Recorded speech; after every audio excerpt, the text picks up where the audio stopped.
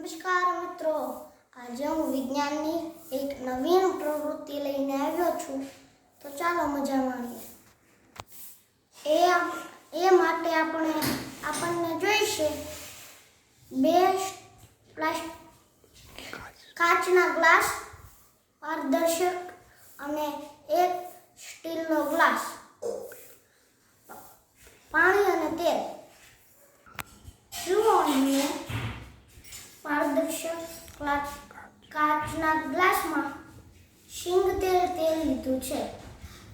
હવે આપણી પાસે સ્ટીલના ગ્લાસમાં પાણી છે.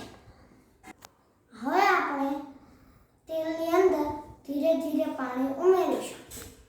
શું થાય છે તે જોઈએ.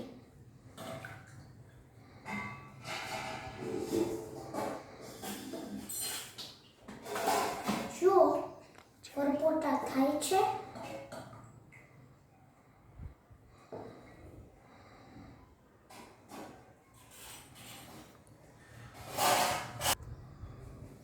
જુઓ, શું થઈ રહ્યું છે. પાણી નીચે અને તેલ ઉપર આવી ગયું છે. છતાં પાણી પર તેલના થોડા થોડા પરપોટા દેખાય છે. થોડી સમય રાહ જોઈએ, આ પરપોટા ફૂટી જશે. જુઓ, ધીમે ધીમે પરપોટા ઘટી રહ્યા છે, ફૂટી રહ્યા છે.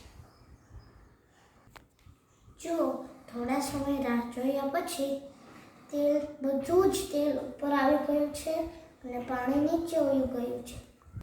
આવું શા કારણે થયું હશે, વિચારો જોઈએ. હા, તમે સાચા છો. પાણી કરતાં શીંગ તેલની ઘનતા ઓછી છે,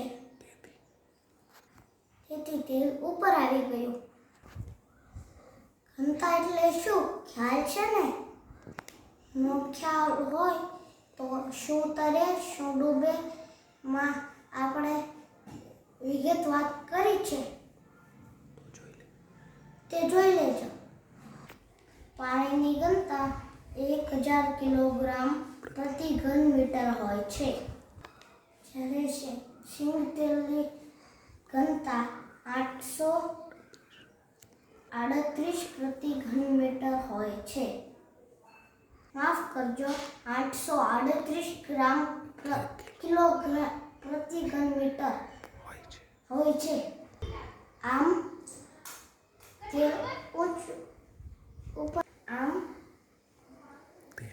તેલ પાણી પર તરે છે. આ સિદ્ધાંતમાં આપણે વ્યવહારનો ઉપયોગ ક્યાં કરી શકીએ તે વિચારવો જોઈએ. આપણે પાણીનો સંગ્રહ કરતા હોઈએ છીએ. આપણે જોઈએ છીએ કે ક્યારેક તેમાં પૂરા મચ્છર થઈ જાય છે.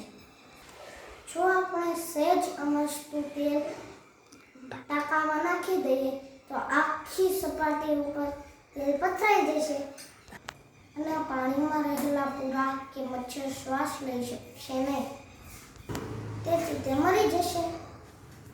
આમ આપણે મચ્છર જેવા